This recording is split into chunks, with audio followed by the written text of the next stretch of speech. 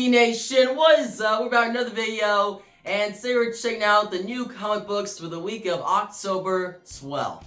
Now, this week we got the first issue of Batman, The Imposter. We also got a new issue of Batman 89, a new issue of I Am Batman, a new issue of Joker, Wonder Woman, Titans United, a lot of new comics this week, and a lot of them are actually pretty good. It was a pretty solid week. But hey, let's get into it. The first comic for this week is Batman the Imposter #1. Now basically, this issue, what we see is the issue starts out, Batman, he makes it back from a night, out, taking down criminals, and he's bleeding. He's dying basically, he needs stitched up. And he makes it to this room where Leslie Tompkins is. And she helps him out, but she's like, why you do this? Why you do this war on crime? And when he wakes up, he's like, oh, I'm just gonna go and I gotta go be Bruce Wayne. And Leslie's like, no, I'm gonna call the police and tell them that Batman is Bruce Wayne if you don't tell me why you do this war on crime, why you keep doing this. Like, you're gonna die someday, you're gonna lose everything. And Bruce tells her that, no, okay, yeah, I could be in the GCP, I could be a cop. I could be the mayor. Yes, I have a lot of money. I'm Bruce Wayne. But by being Batman, it helps a lot. There was one day, it shows that there was one day in so many years that Gotham had no crime. No crime at that night.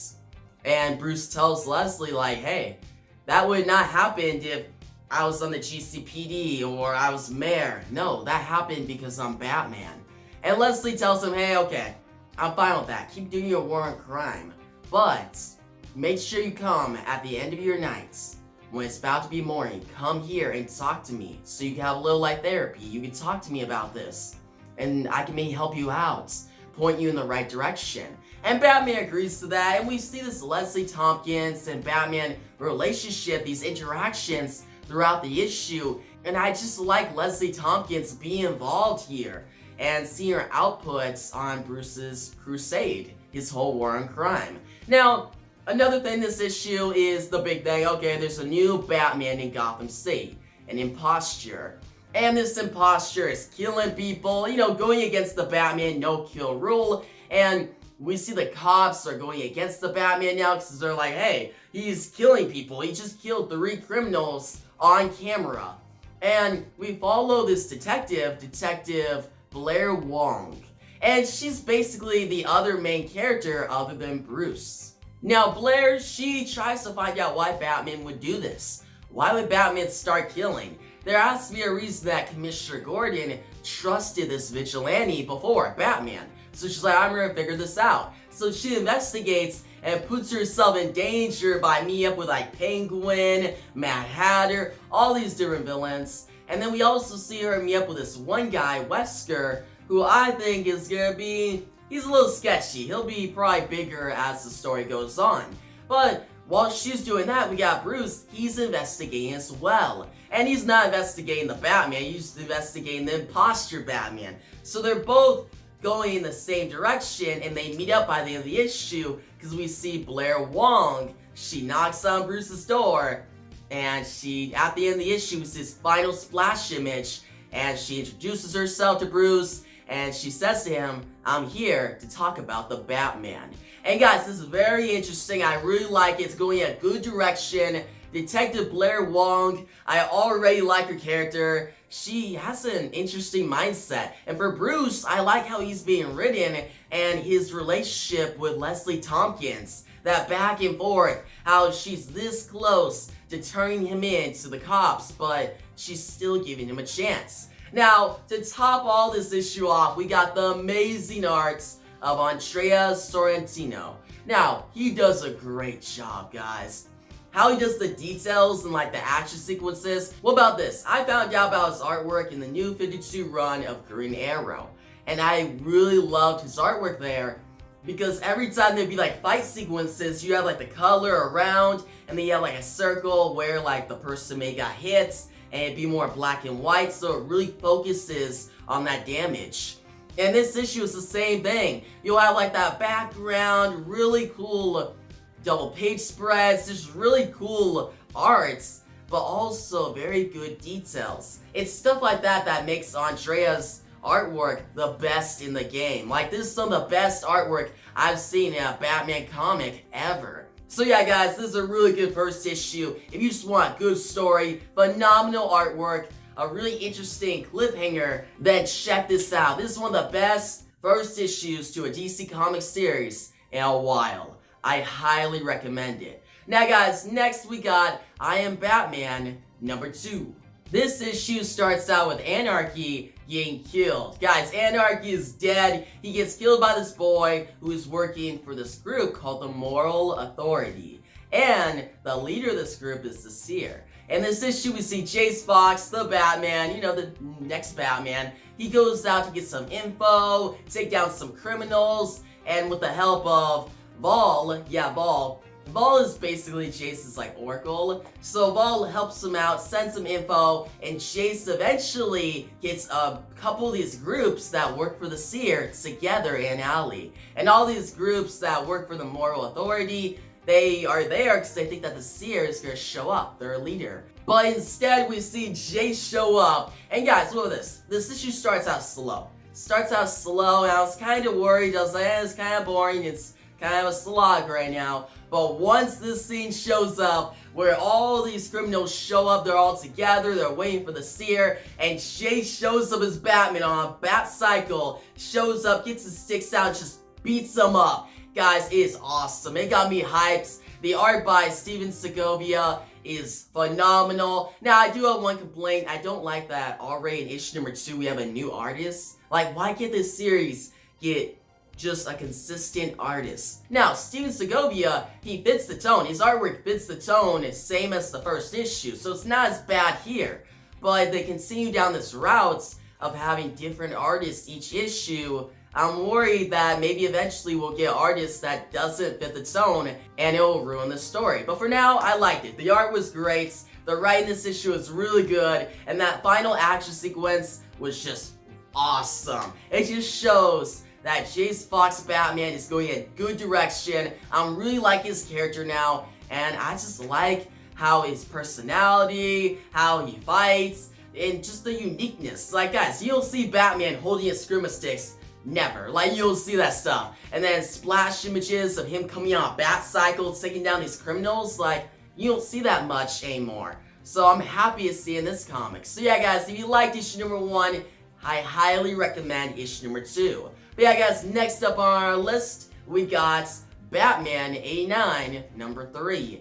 And this issue, it's alright. What about this? The artwork, great as always, looks really good, fits the tone, and this issue does focus on Harvey Dent's transition to Two-Face. Because last issue we saw Harvey Dent, he went in to save Tim, Tim Drake, who was in the fire, there's a burning building, but Harvey didn't reach him. Harvey just got knocked out in the fire, and this issue we see Bruce, he saves him, he pulls him out of the fire, but unfortunately, half of Harvey's face is now burned. And we get this really cool image that shows him all two-faced out. Like, he's not crazy yet, but he has the half face that looks very horrific, and the other half the face that looks normal.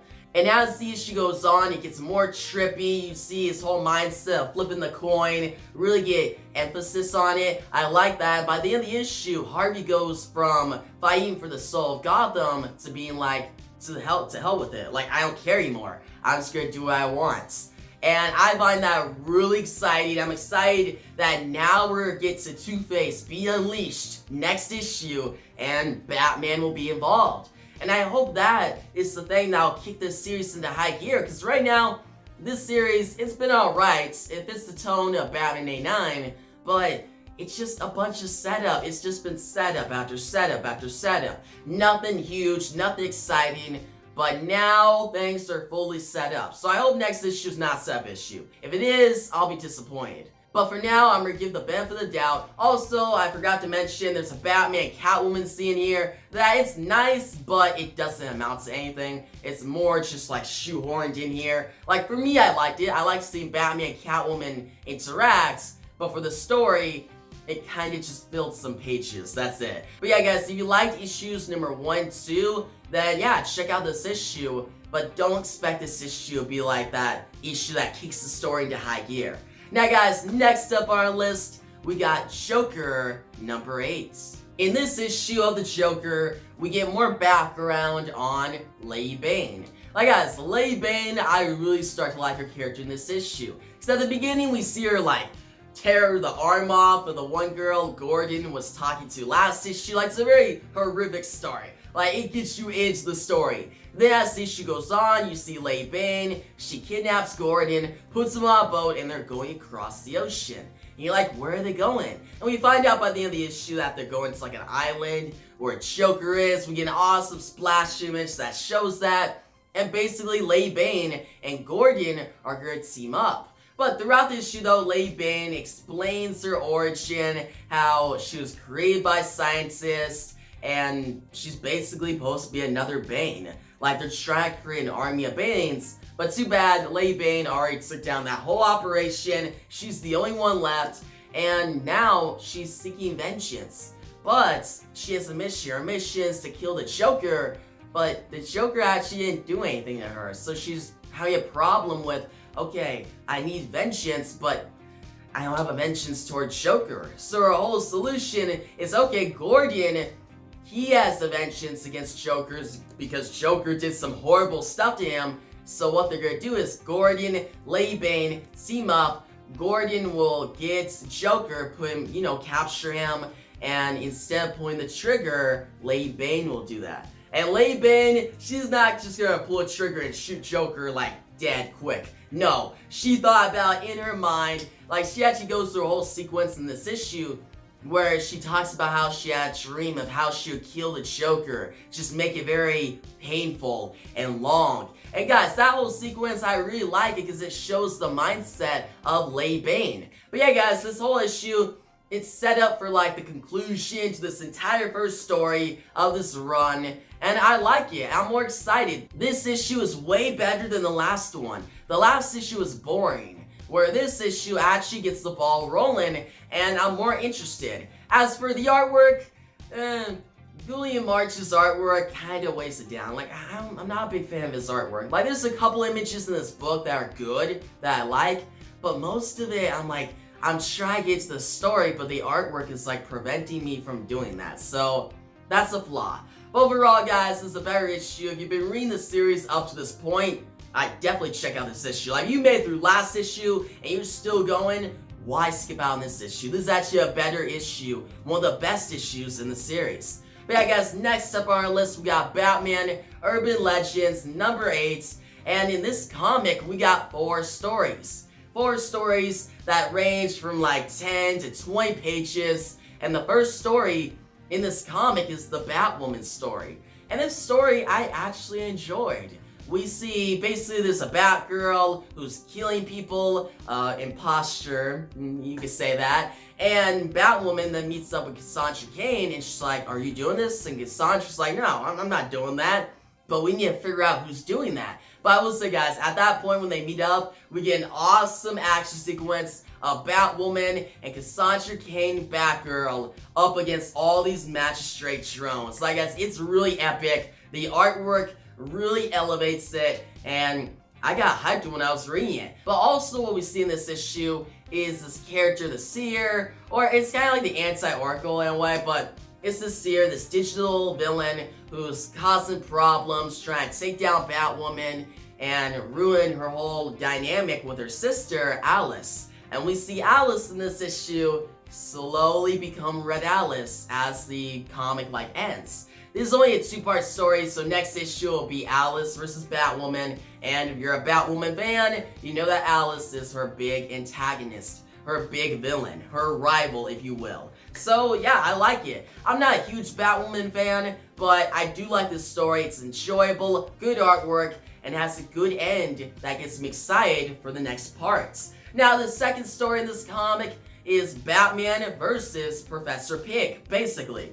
We see Professor Pig, he kidnaps this girl, Batman then shows up, defeats him, and that's it. But throughout the story, we have like this flashback Bruce with his father, Thomas, and Thomas tells Bruce the whole story of the 3 little pigs and the wolf, and how the wolf huffed and puffed and blew the house down. You guys know the story. And it's kind of like a parallel. You have that story and what's happening in the present day. And Bruce said back then when he was a kid, like, if I was the wolf, I would not be tricked. I would still take down the pigs. And the present day, you see Batman go by that word. He remembers that, and he takes down the pig. Professor Pig takes down the villain. Easy. Very simple story. Not that much to it. The artwork is alright, but honestly, the story was kind of like a filler. It like to just fill in some pages for the comic. I still enjoyed it, but it was just alright. Now the next story is an Azrael story, and this one I thought I would like a lot more than I actually did.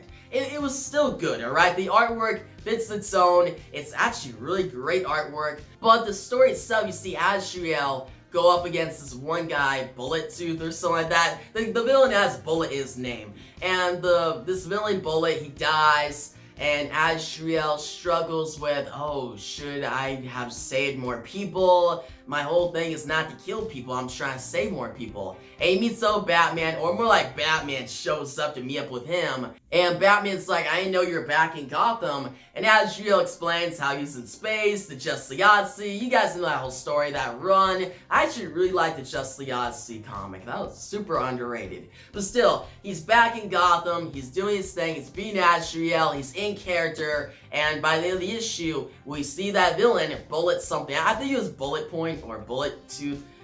Kind of forgettable villain, he was not that good. But by the end of the issue, he's back to life, kind of like a zombie, and Azrael's trying to figure out what he's going to do about this situation. So good end to the story, I like it. I'm a big fan of Azrael's character, and I thought I would love this story, but I just ended up, it's fine, it's decent, which is better than it being bad. Now, for the last story in this Batman Urban Legends comic, we got an Outsider story. Guys, this story was my favorites in the entire comic.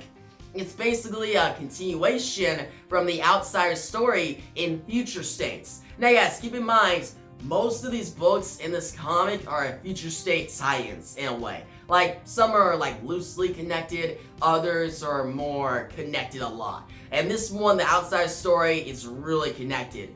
We see in the future states, Duke, Black Lightning, Katana, they're dealing with their problems. It continues that story, and we see Duke, he's like a mage. He can like do spells and stuff, he has like a demon arm, and he sends Black Lightning, who Black Lightning at this point is just like a spirit, he sends him back in time to take down this guy called the Fearful. Because this villain, the Fearful, causes all these situations to go into motion, like Black Lightning just becoming into a sword, into a spirit, Katana's problems. So if Black Lightning can stop this guy, then he'll save a lot of people, he'll save a lot of time. So he does that, he meets up with the Outsiders way in the past, and they fight against the Fearful.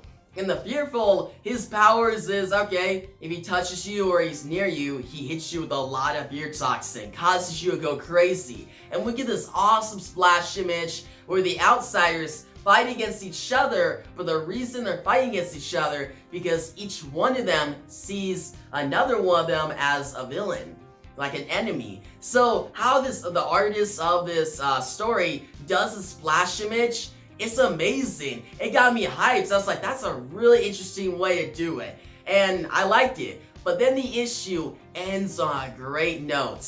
You see the Fearful start to get away, and Duke's all getting, he's like, someone stop him. Like, we gotta stop this guy. And guess who shows up? Tim Drake, Robin. Tim Drake shows up, and the Fearful is like, who are you? And he's like, I'm Tim Drake. And I'm like, this is great. It's a great first part to the story, and it sets up for a good conclusion next issue with Tim Drake maybe joining the Outsiders. Guys, if that actually happens, that'd be the best move for Tim Drake in a while. Like, Tim Drake has not had really direction, and him joining the Outsiders, I like that. That's a good idea. So yeah, good story. This Outsiders story is my favorite story in the entire issue. But for the issue itself, Batman Urban Legends number 8, if you just like good standalone stories, then check it out. But I will say there's a couple, or maybe just like one, that Batman Professor Pig one, that it's skippable. It's not the best one. But yeah, guys, up next on our comic list for this week, we got Future State Gotham number 6. In this issue, we see Red Hood and Jace Fox Batman team up. They have some great interactions in this issue. I really like it. And then they slowly try to get to Warmonger, because Warmonger is the big villain of the storyline, and his whole goal is to control Gotham and make like a rampage, just cause all these citizens to go crazy. And by the end of the issue, he does that. He gets like this one device that starts enabling everyone to go crazy, including the Bat family. And we see like an awesome double page spread of the Bat family fighting against people, just going on a rampage. And the only people who are immune to this control is Red Hood and Jace Fox. And we see Jace Fox at the end of the issue. He goes to get reinforcements. He's gonna try to convince the Bat family back, so then they could team up against Warmonger. But while he's gone, Red Hood is face to face against Warmonger on his own. And Warmonger just dumps him. At the end of the issue, Jace is in a bad spot, but it sets up for a good conclusion to this whole storyline next issue. I really like this issue, guys. It's action-packed, it's very fast-paced, and yeah, if you've been enjoying this series, don't skip this issue. This issue sets up so much stuff. And if you're just a Red Hood fan, you'll really like this issue. So yeah, I highly recommend this issue. But next up on our list, we got Titans United number 2. This issue begins with the Titans teaming up with Hawk and Dove against Kite Man, he's more powerful in the beginning. He basically has all the powers of the Titans now. And it's super dope, guys. I really like the start of this issue, but as the issue goes on, it kind of slows down. Actually, I wouldn't say slows down. We get some explanation on what's going on. We see that Cadmus is connected. We meet up with this doctor who eventually gets shot by an arrow. The arrow being shot by Lady Vic. Yeah, Lady Vic. She shows up. And then Nightwing and Connor try to chase her, but she gets away. And then Raven's like, oh no, I got her. She's leaving right now. We'll go take her down. Surprise attack her. So they go off to do that. But the main thing in this issue, the main kind of focus is Connor Kent's Superboy. He's losing control. He has a temper. And the whole connection of Cadmus kind of messes with his head. And we see him go up to space at the end of the issue. And Starfire tries to chase him, but he disappears. And we get a good cliffhanger where we see Superboy, Connor Kent, he's now captured by Blackfire. Yeah, Blackfire is getting involved in this series, and yeah, this series just feels like they're taking characters from the Titans TV show and just inserting them into a different story. That's it. It's nothing really unique or big or super awesome, but it's still a fun story. It's a fun Titans story with good artwork, and yeah, you can't go wrong with that. Like, it's not a bad issue. I liked it, but don't expect something like huge, game-changing. Nah. If you liked issue number 1, you'll like this issue. But yeah, guys, next up on our list, we got Justice League Last Ride number 6.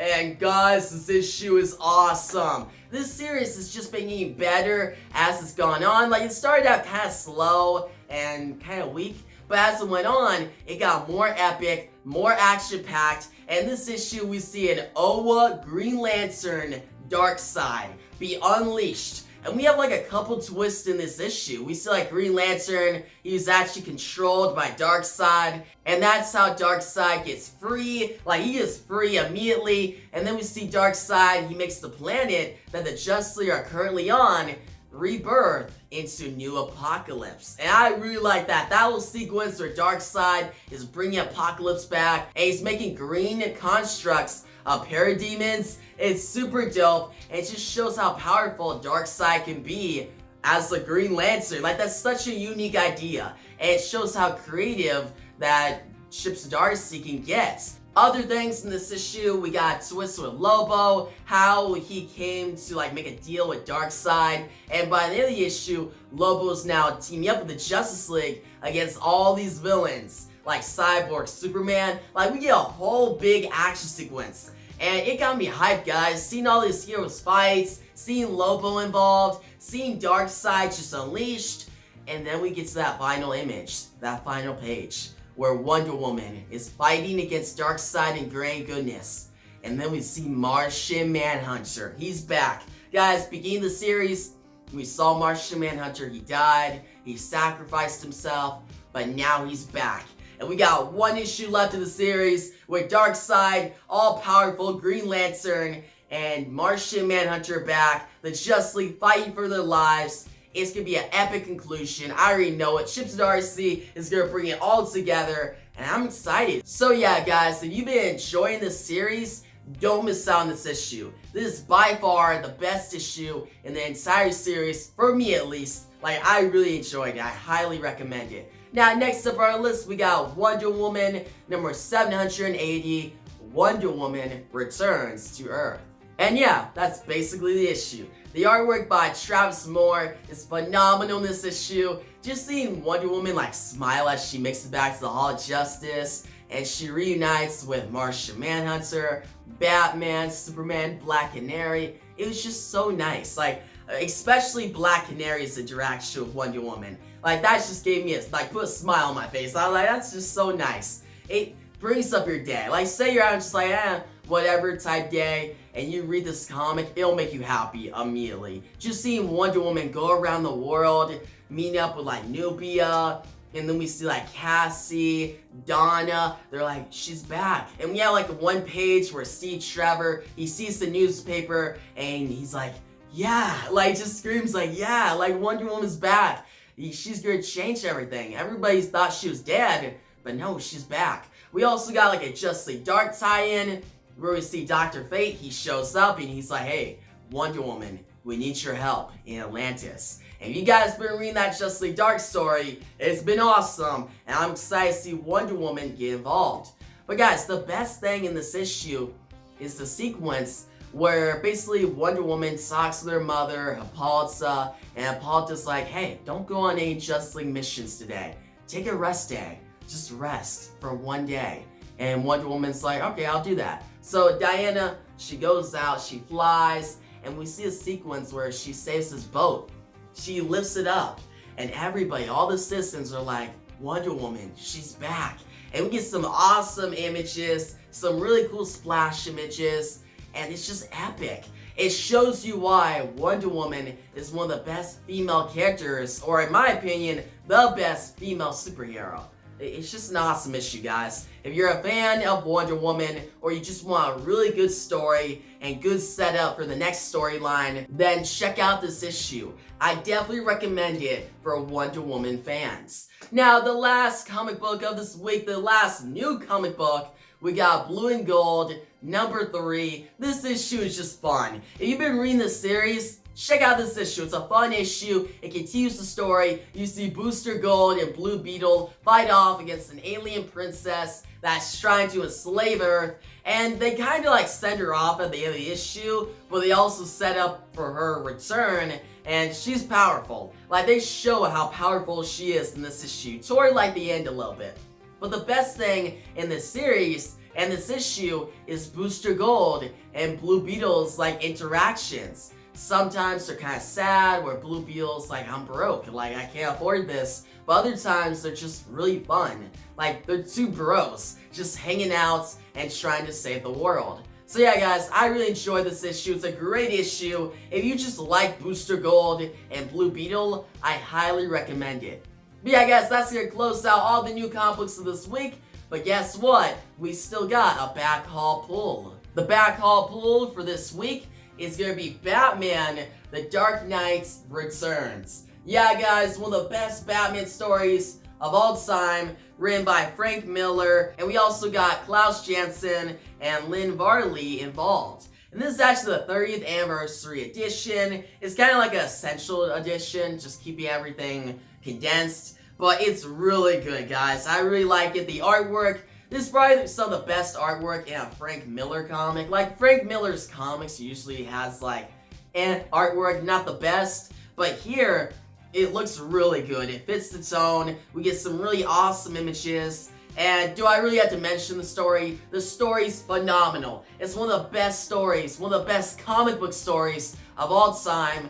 And it's not my favorite Batman comic. My favorite Batman comic is Batman Black Mirror. Mainly because that was the comic that got me into DC Comics, like Black Mirror, written by Scott Snyder. Like, I really love that comic. But this is like second. I really love this comic as well. The artwork good, the writing phenomenal. Like, this is Frank Miller at his best. And guys, you get a lot of stuff in this story. You see Batman, older. I always like an older Batman who's more experienced and just going out for it. Like, he's fighting and he's badass. And we see him go up against an older Superman in this comic, and he actually beats him. And yeah, guys, I highly recommend this comic, like really. And there's actually an image in this book that's one of my favorite Batman images. Like, I don't know if you guys can see that. I'll put it up, like I'll edit the image right there. But it's just an awesome image, drawn so well. And yeah, it's just such a good story, really cool. So yeah, guys, that's gonna be the back haul pull for this week. It's a very just big story. Like, usually I pick out physical copies that are more like, oh, obscure or something that's like really cool. But here, this is more a mainstream comic. Like, everybody knows Batman The Dark Knight Returns. And the reason that I picked it for this week, because it was a Batman heavy week. Like, we had Batman the Imposter, Batman 89, I Am Batman #2, we had Batman Urban Legends. Like, almost every comic was Batman related. So what better back haul pull than Batman The Dark Knight Returns? Yeah, guys, that's gonna wrap up this video. Tell me your favorite new comic book down below. Tell me your thoughts on Batman The Dark Knight Returns. And if you like the video, give a big thumbs up. And you make sure to subscribe, hit the notification bell so you don't miss out on my next DC Comics video. Stay tuned for all my videos of DC fandom coming this week. I'm really excited for that event. And yeah, thanks for watching, and peace out.